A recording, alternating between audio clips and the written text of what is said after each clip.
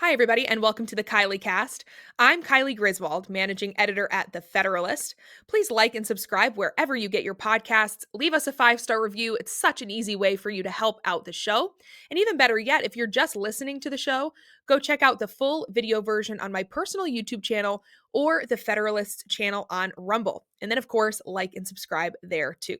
If you'd like to email the show, you can do so at radio@thefederalist.com. I would love to hear from you. Today, I'm welcoming to the show Josh Wood. He's the executive director at Them Before Us, an organization that exists to protect and defend the natural rights of children to their mother and father. By now, maybe you've seen the viral video going around of singer-songwriter Shane McAnally holding his quote-unquote child, a child that he commissioned via surrogate for him and his quote-unquote husband. And he's holding the child, and when he asks the child whether he would like to go see Dada or Pop, the child responds, Mama.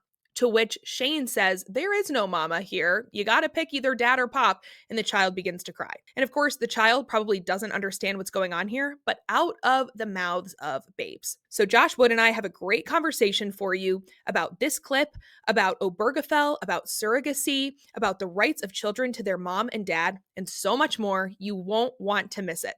Without further ado, please welcome to the show, Josh Wood.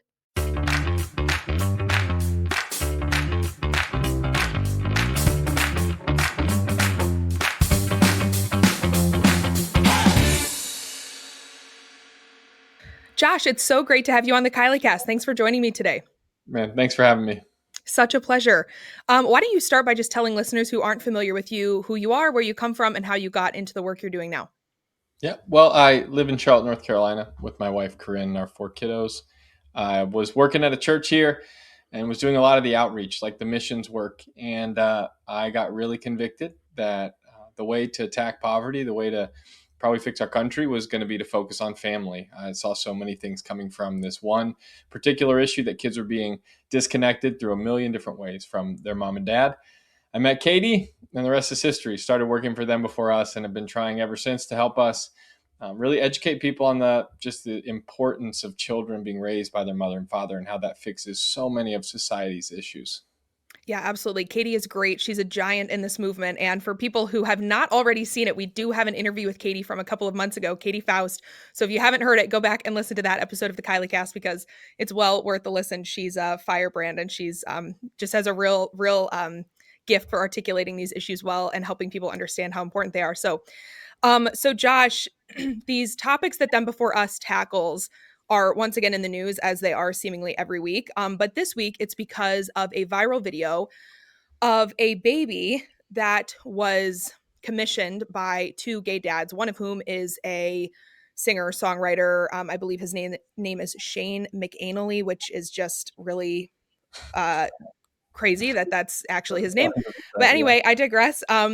So anyway, there's this clip of these dads, and I put that in air quotes, who are raising this child that is not biologically theirs, of course, because that is impossible.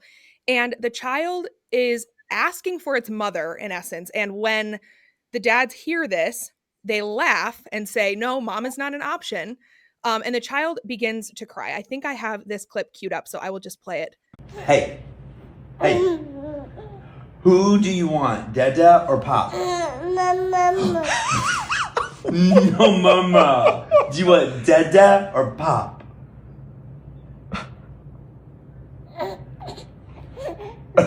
Who do you want, Dada or Pop?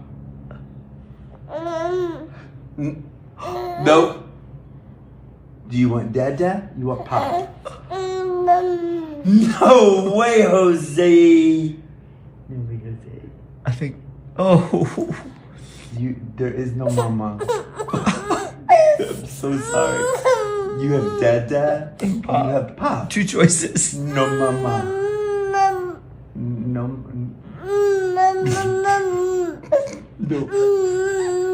No mama. Dada or Pop. No. Okay, I've seen this video clip several times now, and the rage never decreases with each watch. Like, it is heartbreaking and awful. You wrote about this, but Josh, I just want to get your like initial reaction to the clip. Just watching that again, yeah, we're just not used to it. I mean, I think society has coped with over the years seeing children without fathers, and it has empathy. I mean, we don't like it. It's Mhm. totally shocking to our system to see children being denied mothers. So much of society, kids didn't make it if they didn't have a mom.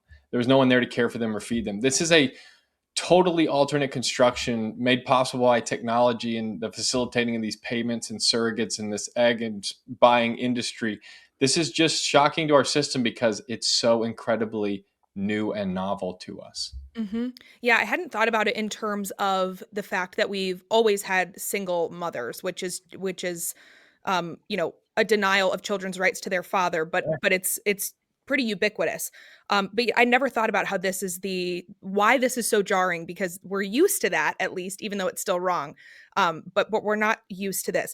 I think there are so many factors at play here. We have surrogacy and human trafficking, the commodification of children, Obergefell and gay marriage come into this, children's natural right to their mom and dad. I mean, there is so much wrapped up in this one clip. So let's take them one at a time and just kind of walk through the many, many factors at play here.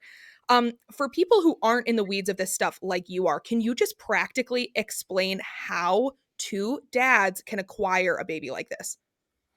Well, you're right. This is good to just break down for people Mhm. because there was an SNL video I don't know how many months ago where these two gay men just show up with a kid and they're like, "We just had him."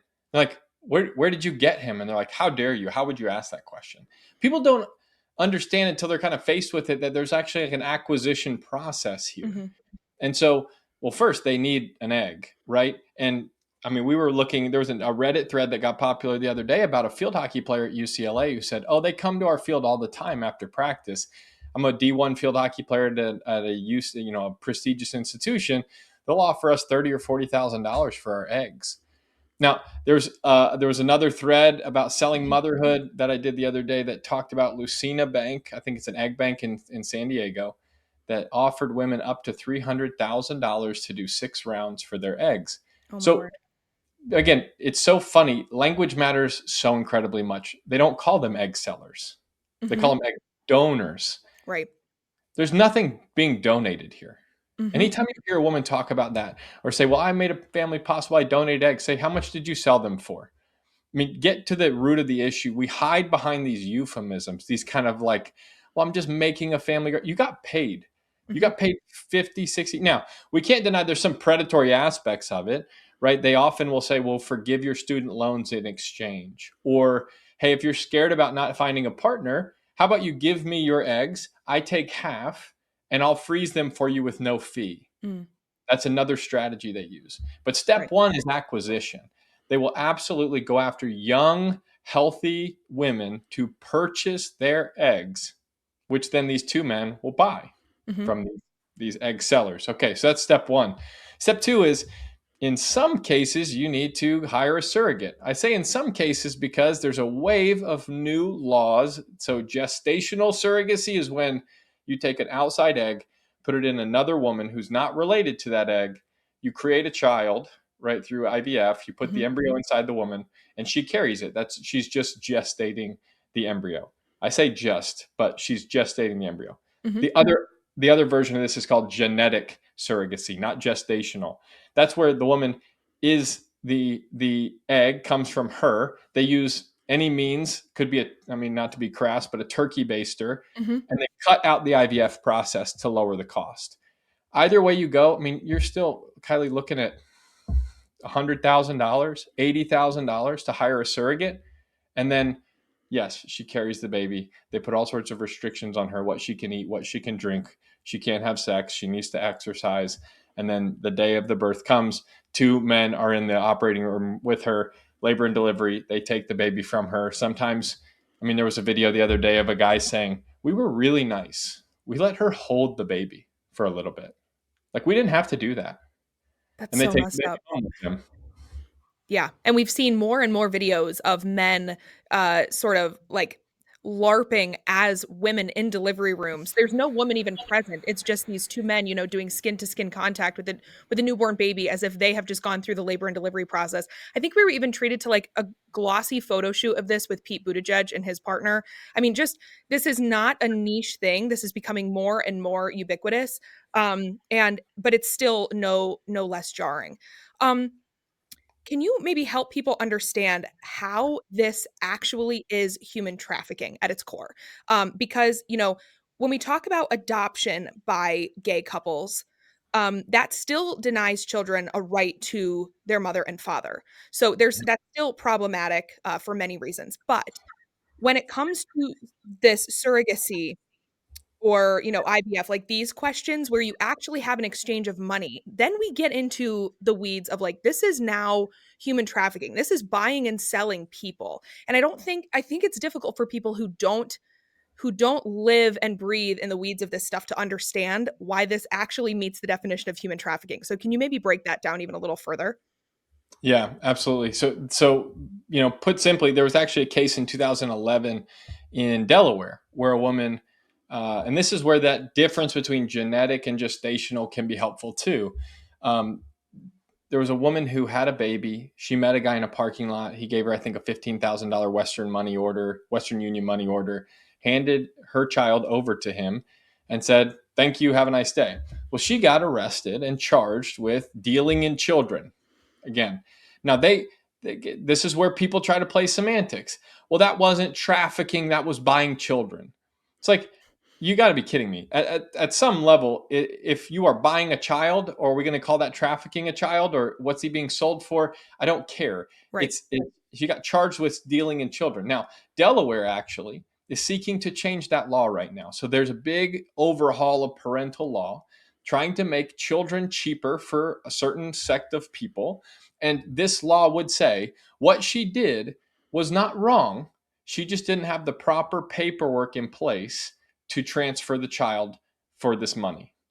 Not the sale, but the law. So they actually are shifting to say she can have a child. She can use a sperm donor. She can get pregnant on her own. She can find the guy. She can, as long as she gets that paperwork all signed, it doesn't matter what the payment is. There's no ceiling. It's not receipts and reimbursements. It's naming your price, handing over your own child. This is not you're not even buying an egg in this situation, which is also horrific. Mm-hmm. You're using your own egg, your own genetic child that you're related to, and handing them over for a price. That's buying children. That is absolutely the trafficking of a human being as a product to someone else. Right, right. So I think I got into a good discussion with Katie about this when she was on the podcast. But for people who didn't see that episode, how is this different from adoption? Because I think maybe there's some misconceptions, where people would say, well, isn't that exactly what you're doing with adoption? Don't you pay money and then you receive a child? So can you just explain how that is different? Because it is. So how? Well, one thing I love is that this whole conversation has sparked the debate around adoption being this amazing gift to the child. And I think we're right to question that, to say, no doubt, God's divine plan B, a redemptive situation where tragedy strikes. Maybe a woman can't, through because of addiction or loss, can't raise her child, and she decides that she instead of putting him into foster care or even getting an abortion, she decides, I'm going to relinquish the rights to my child to another family to raise them. What's wrong is when we assume the child should just be unmitigated, just absolutely grateful for what just occurred. I think we can all agree, wait a second, that's not ideal for anyone. Mm-hmm. Like that's a horrific situation. We wish the mom wasn't addicted. We wish there wasn't tragedy. We wish she was in a position economically or even just familially to raise her own child, because every child deserves their mom and dad. The difference in these situations are in adoption, the tragedy, all adults agree, everybody agrees, they wish it was avoidable. In third-party reproduction, which is surrogacy, these two men acquiring a child, paying a woman, blah, blah, blah, the tragedy is intentional, it's financed, and in 15 years, when the kid turns to the mom and dad, or the mom and mom, or the dad and dad, and says, I can't believe I was given up. One set of parents says, we can't either. We wish that had never happened to you. That's Mhm. the adoptive parent. The Right. other side says, aren't you just glad you're alive? Because they are the people that paid to make that loss happen. That's a fundamental difference. Right, right, right. Well, and I think there are a couple of other differences as I see it, and maybe you can correct me here if I'm wrong. But you also have, in the case of adoption, you are paying not for the genetic material of the child, but for the rigorous background check that you are undergoing. There's other things that you're paying for there that are not the human being, which is another thing that sets adoption apart from surrogacy, because you actually do have those safeguards of the intensive background checks.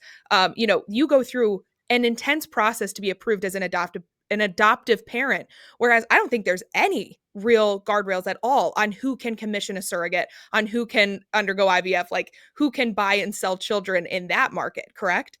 Oh yeah, absolutely. I mean, we would in the adoption world be on the lookout for situations domestically or internationally where money would enter the equation. It would get to birth parents and potentially influence their decision to essentially incentivize them to give up their child. We would all condemn that. We would say Mhm. absolutely wrong. If money is the reason you're giving the child up, that this is wrong. We need to condemn that. Yes, the flip side is in what we have with third party reproduction, it's not even hidden. They don't even make it about reimbursements. It can be compensation for gestating the child. It can be Mhm. compensation for your egg. It can be compensation for handing over the child. And all that has to happen is you have to get the timing of your contracts right to make Mhm. sure that the child is completely signed over in advance, to make sure that there's no appearance after the fact that we're exchanging contract for baby. Right. So let's say there was a world where, because I did see you tweeting about this, like if it's not about the money, then just stop paying.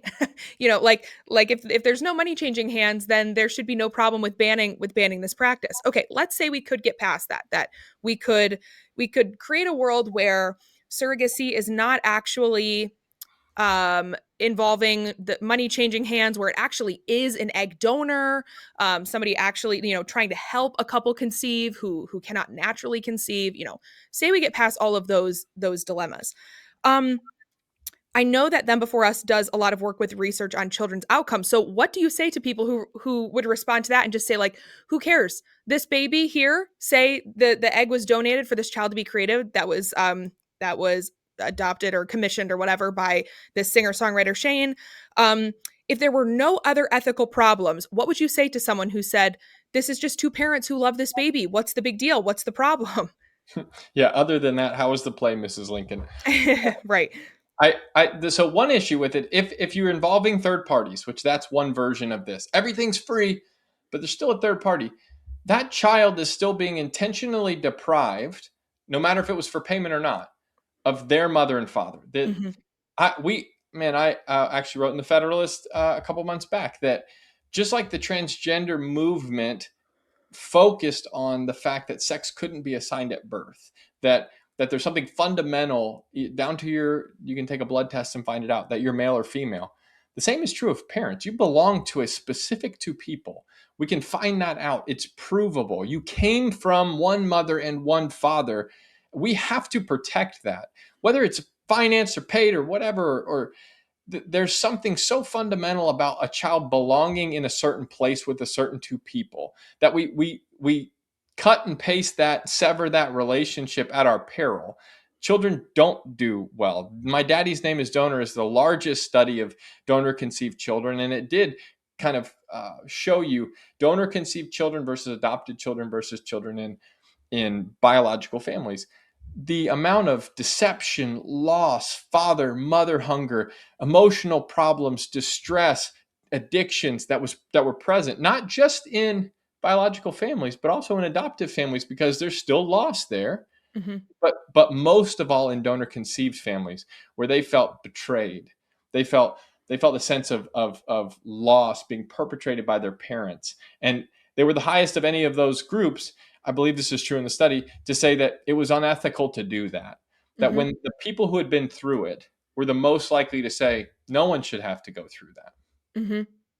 Right. So that gets to the question of rights. And I know, especially as we get into LGBT issues and stuff, everything is framed in terms of rights, rights to children, whatever. But at Them Before Us, you work a lot with children's rights. Can you explain why this type of parenting, of two men parenting a child that they commissioned, um, is a denial of that child's rights? But on the flip side, that telling a couple that they cannot adopt a child or they cannot use a surrogate to commission a child is not a denial of any of their rights. Can you explain the difference there? Yeah, well, take the second one first. Nobody's entitled to a child. Hmm. No adult is required by everyone else to provide. I mean, think about these two men. If they have a right to a child, then they have a right to some woman's womb, some woman's egg, to make possible what biology would deny. Not only that, they then have the right to cost the child something so fundamental as to lose their mother. This is the issue. So much of this conversation around adult desires tends to completely it fails to put up the other end of the equation and say you're not just dealing with one choice. If you choose to honor adult desires in this situation, you have to, on the other end of the equation, subtract the mother from that child's life. That's what society hasn't properly contended with, is that this is not a game where we just get to make adults happy and there's nothing else. The problem was, for so long, we didn't see the cost. We didn't hear the voices of the children growing up in these situations. We didn't have the videos like this. And I'll tell you, Kylie, this is my feeling about these videos. For so long, men were celebrated as progress for creating technically these artificially equal families, and everybody was all on board and how proud of you we are. Look at this family, two amazing dads, blah blah blah. That for so long they were celebrated. They don't realize the tide is changing, and so Hmm. they're posting these videos where children are being put on display for their mother loss, not realizing the culture does not like that. They're seeing now that it was not true that you were just two adults in your bedroom and wanted to be left alone. You required someone else. You wanted to procreate like everyone else. You wanted a biological connection with your child like everyone else. And that required you to take the child from their mother. And once society saw that, I'm glad their attitude's changing. Hmm. Yes. So, I mean, it really just fundamentally, our rights come from the laws of nature.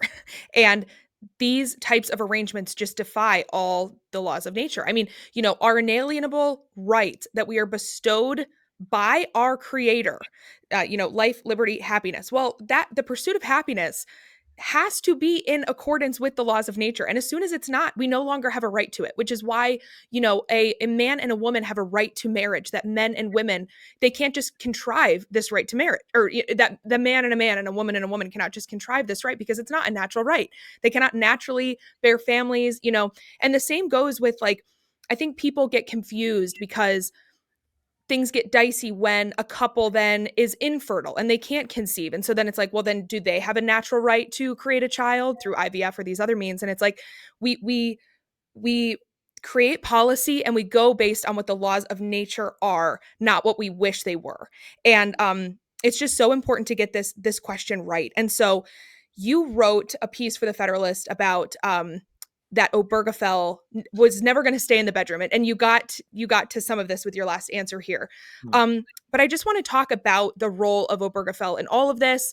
Um, how how did we get to this point where you have men commissioning children? Because that is not what Obergefell purported to be about. So how do we get from Obergefell in 2015 to the point that we are now and this denial of children's rights? Well, it connects back to your last point about natural rights, that if you asked me what made you a father, if you pointed to Lincoln, who's probably sleeping somewhere above me right now in his room, and said, "What made you a father?" I would point to the fact that he came from me. I created him. I had a hand in creating him. That it would be biological. That is how we've understood what it means to be a father and what it means to be a mother for centuries. Mhm.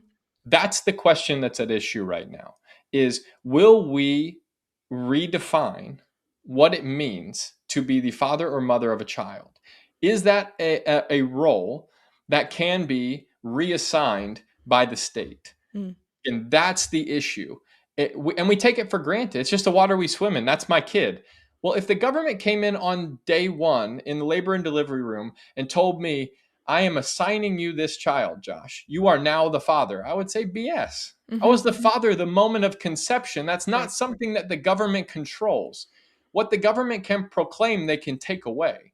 This is a right that existed pre-government. If there wasn't a United States or not, Lincoln would be my child. Well, that is the core issue, because Obergefell said we must grant every benefit, all the constellation of benefits that come with marriage, to every same-sex couple. So if a couple is married and there's a mother and father, we've always in this country assumed that the father is the father of the child. The husband is the father of the child. We've always assumed that.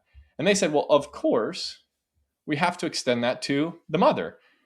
If we've got two moms, then the mother is the mother of that child. It's a complete denial of how we've always recognized, not assigned, recognized who the mother or father is. That there's, it's almost saying, no, it was the fact that they were married that made us assign them the fatherhood role. It had nothing to do with the fact that sex creates a child. Right. You can see it. It's a totally divorced from reality idea that a Supreme Court judge thought we, the state, get to decide what makes you a father.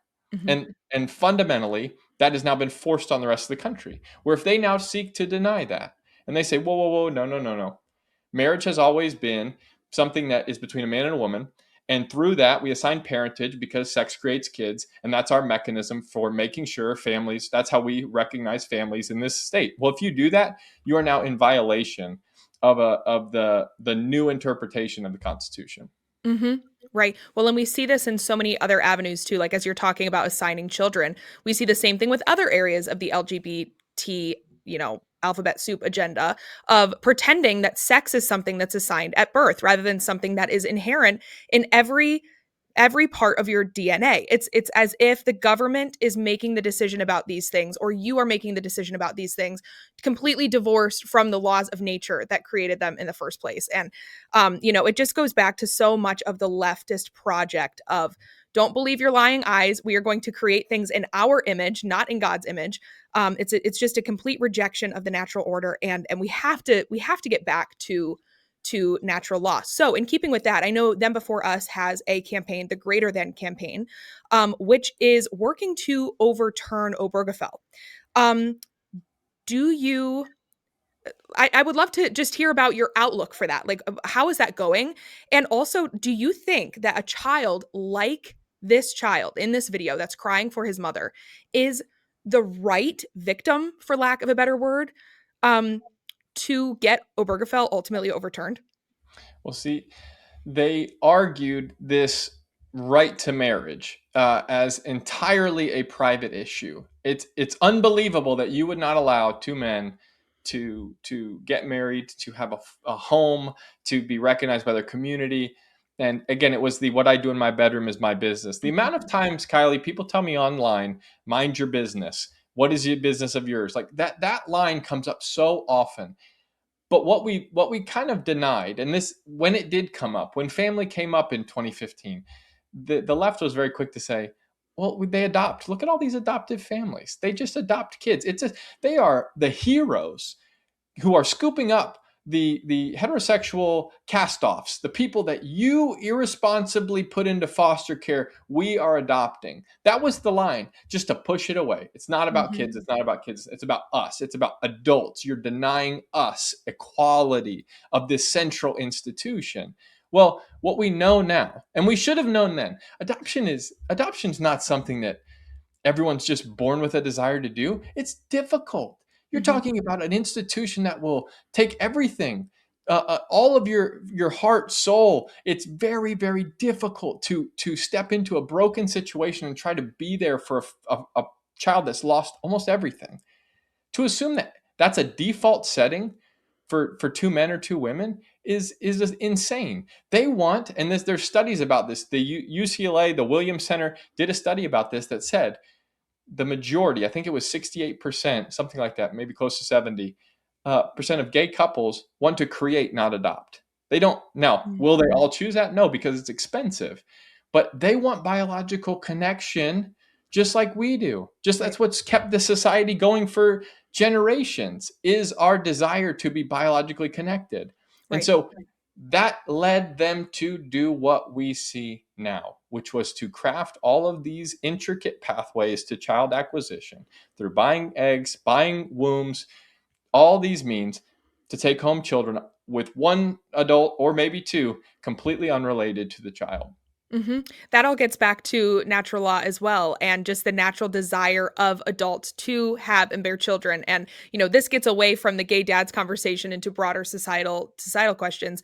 But just this biological urge that we have to create and sustain life, and to do it with a person that we love, and to have children that look like us, that bear our likeness, that have our features, that are going to carry on our legacy in every possible way. And it's just, we lie to ourselves, we lie to the next generation when we say that that is not a good thing, and that's not you know yeah, that's not a desirable thing. Like, how many women now are pretending that that is not what they want, or casting off these natural desires? So these are good things to desire for yourself and your spouse. The problem is when you deny nature in other ways that makes that creation of life impossible, and you have to supplement it with denying a child's natural right to his mother and father. And yeah, I'm so happy about the work that Them Before Us is doing with this Greater Than campaign, because Obergefell, we need to stop mincing words about it. People need to stop dancing around the issue. Obergefell needs to go. And Hmm. I mean, practically, what would that look like if Obergefell were overturned? What would happen to these makeshift families, Right. these contrived families? Like, where would we go from there? Well, I think it's important to start with uh, the Supreme Court asserting that a state can only want to preserve the natural family out of some sort of animus, that it's just homophobia, Hmm. that they would want to say, again, go back to the civilizational question. The only reason you would preserve this antiquated definition of mothers and fathers being the people to whom the people who created the child is some sort of homophobia. That's the only Hmm. reason you'd have that. I mean, again, even in adoption, something critical, there are parental rights recognized of the birth of the parents that are then, through a process with vetting and all these controls, they're removed and transferred. Again, it's a process. It's not like the child comes out belonging to no one. There's still a Hmm. recognition of a natural order with an institution designed child centric to help provide for the child what we all recognize they deserve, in any situation possible. That's all being flipped. The Supreme Court is saying in this decision, you can't possibly really mean that. You don't need that. It's all animus. It's all homophobia. Well, we all know, every study, I mean, this is not ambiguous. Children do best when raised by their mother and father. You Hmm. want to talk about alleviating poverty? You want to get to upward mobility? Like, the most important thing is not your race, it's not your zip code, it's not even your education level. Raj Chetty, Richard Reeves, Isabel Sawhill, all of them, this is across the political spectrum, all say the number one route to upward mobility, which is, again, that's not the only metric in the books, but you want a kid to thrive and flourish, married mothers and fathers, Hmm. married mothers and fathers. So how do we protect that? We make sure they don't get disconnected from those two people. Of course, if the state wants to reduce welfare, they want to reduce what they spend on jails, they want to reduce the number of teachers they need, they want to reduce how much food packing programs they have to help support so kids have food on the weekends. Well, the number one way to do that would be to increase connections between married mothers and fathers and their kids. Hmm. So to tell me, so how do we practically do it? I think we reassert that states have a fundamental interest in preserving the one institution that ensures flourishing for children. Right. If we Right. don't have an interest in children, if you tell me a state doesn't have an interest in a child flourishing, then what could a state possibly have an interest in? Hmm. Right. So, okay, you're speaking now to the positive outcome associated with children being raised by their married moms and dads. But on the flip side of that, we also have research on the dangers of children being raised by adults that are not biologically related to them, especially in the case of men. And so, going back to the original couple that we talked with at the beginning, this Shane character and his partner and their baby. It gets worse because I saw you tweeting a clip of these two men with two of their other children who are older than this baby, but still quite young, definitely elementary school aged. And they're playing this, quaint little cringy social media, game where the dads are asked, or the children are standing behind the dads, and they're asked a series of questions about which parent is more like this or which parent is this, who sleeps more, who's always on their phone, whatever. And then they're supposed to point to the parent that better embodies this, whatever characteristic that they're doing. And one of the questions that these dads get asked in front of the children is, who's hornier? And the children, of course, have no idea. They're laughing. They're like, what does that mean? And the dads are laughing as well. First of all, disgusting. They posted this to their Instagram account. But then there was a good tweet from Katie Faust from Them Before Us that I wanted to throw up for people to see here. When the only adults in the home share the same unchecked instincts, kids grow up in a hyper-sexualized environment. Women moderate, take mom out of the equation, and what should be filtered for children becomes normalized around them. Yes to all of that. But let's talk about that hypersexualized environment, because I know Them Before Us has a lot of research on outcomes of children being raised by men who are not biologically related to them. So what happens when a child is in a home with two men? And of course, we're talking here about the research on a broad scale. Everybody can find a case study where it's, well, I know two dads who are great with children, right, and they would never hurt a fly. Okay, but what does the research say? Right. So thembeforeus.substack.com, we wrote an article that talked about, it's called Safe and Loved. And it's where a child is safest. And the truth is, whether we like it or not, whether it fits your agenda or not, biology is an incredibly protective force that married mothers and fathers raising their children, that is statistically the safest place. We've never found another arrangement in human history that better protects a child from physical and sexual abuse and neglect than that. Period. Full stop. Mm-hmm. So the problem with this whole situation, where adoption does, that's a situation where a child is placed into a home with unrelated adults, which we know is dangerous. Well, we've recognized, why would we have vetting? If we didn't know it was dangerous, why would we have vetting? Mm-hmm. Why would we do home studies? Why would we look into the backgrounds? Why would we do background checks? Why would we interview people? Why would we have reference checks? It's built in. It's like, don't trust your eyes and ears.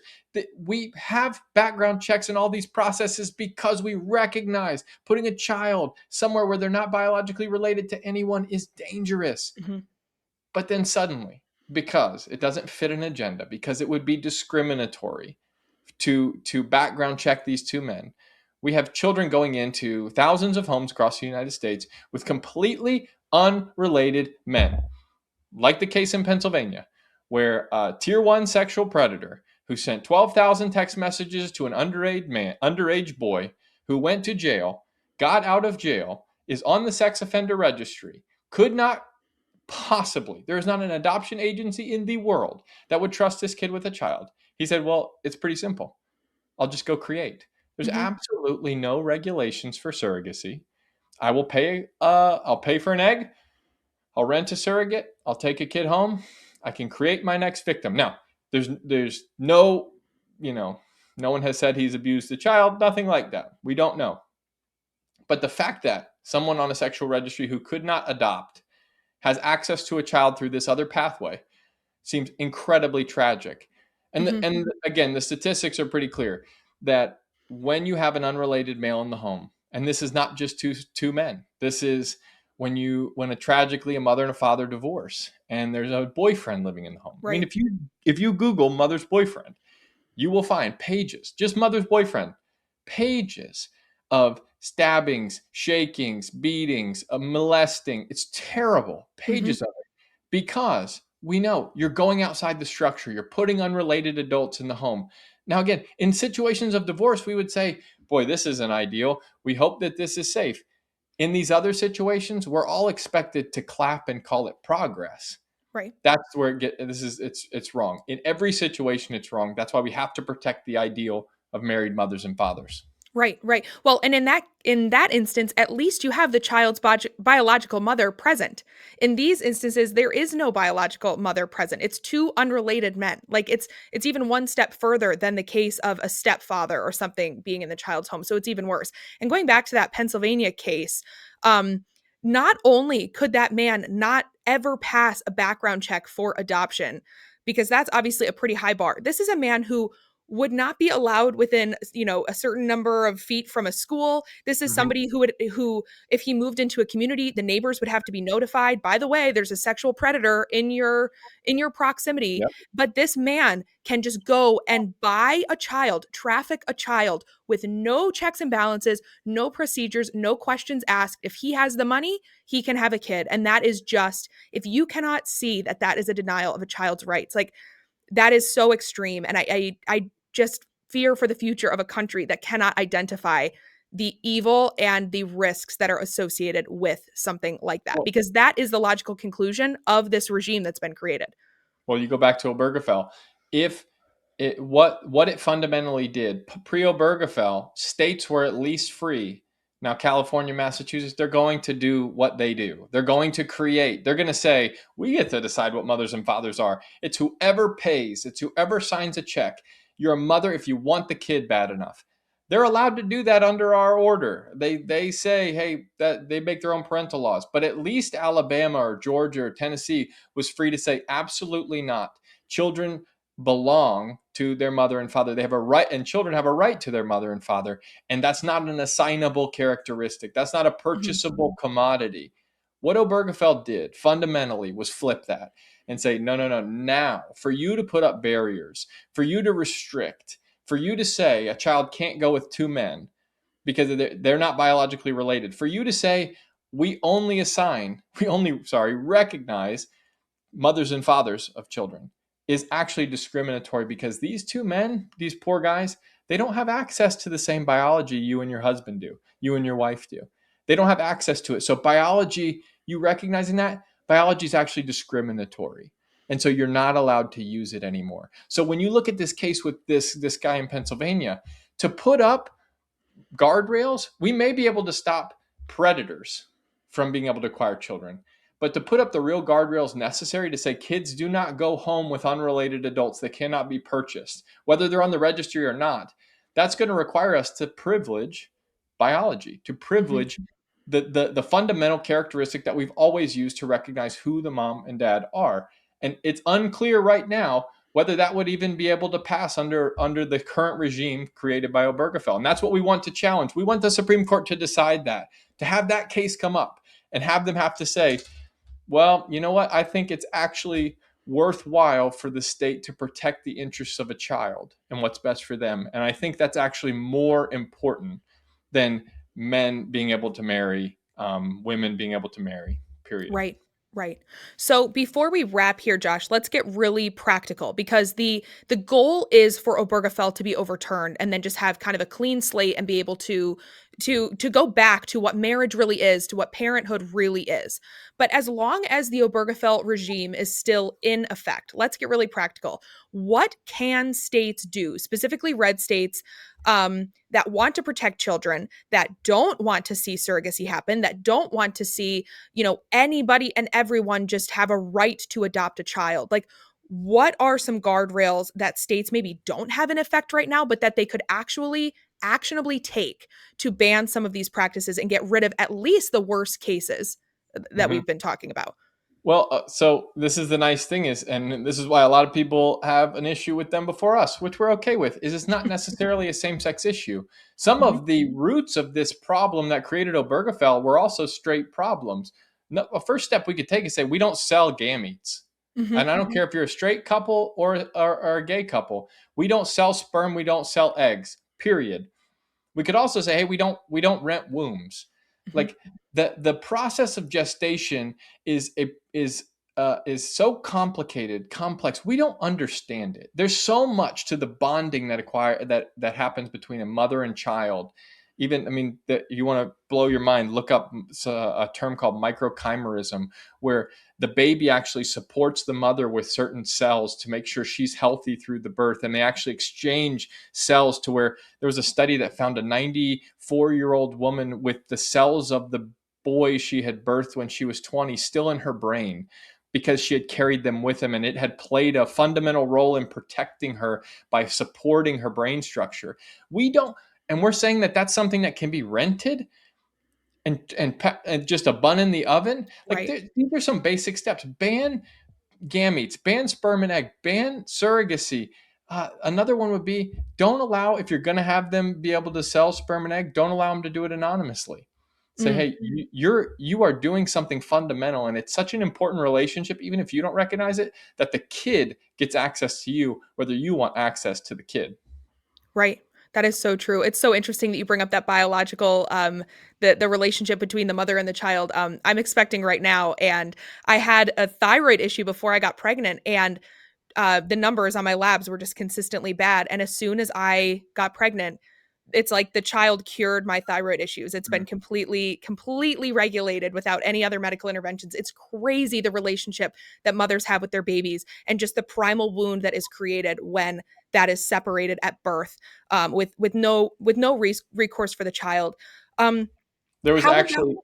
Go Kylee, there ahead. was a crazy study. So there was a woman who had a significant injury to, I think she had hepatitis. She was an intravenous drug user. She had done damage to her organs. And basically the doctors were saying, how could you possibly have lived this long? And when they actually biopsied the organ, they found unrelated male cells in her organ that had shifted from being stem cells into what was functioning. I believe it was functioning as kidney tissue. And they said, have you ever had a kid? And she said, no, I haven't. No, this is a boy. Did you have a boy? She said, no, I didn't. And they said, she goes, well, I did abort my son 20 years ago.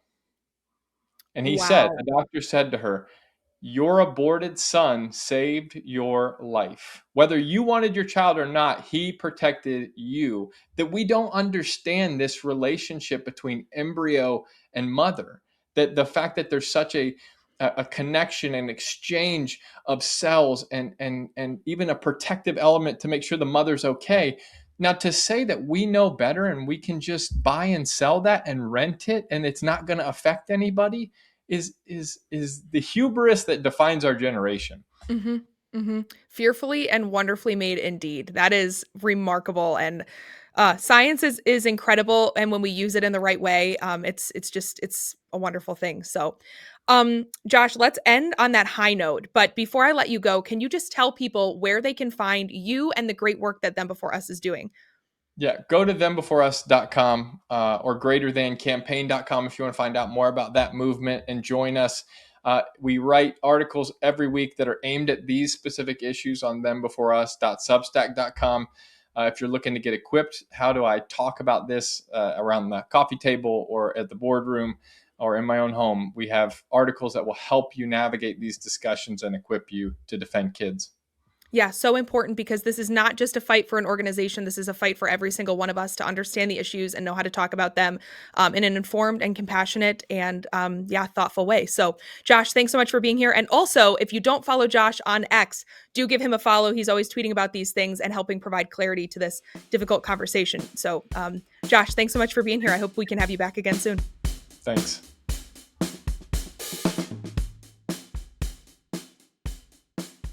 Thank you so much for tuning into this week's episode of the Kylee Cast. If you haven't done so already, please like and subscribe wherever you get your podcasts so you never miss an episode.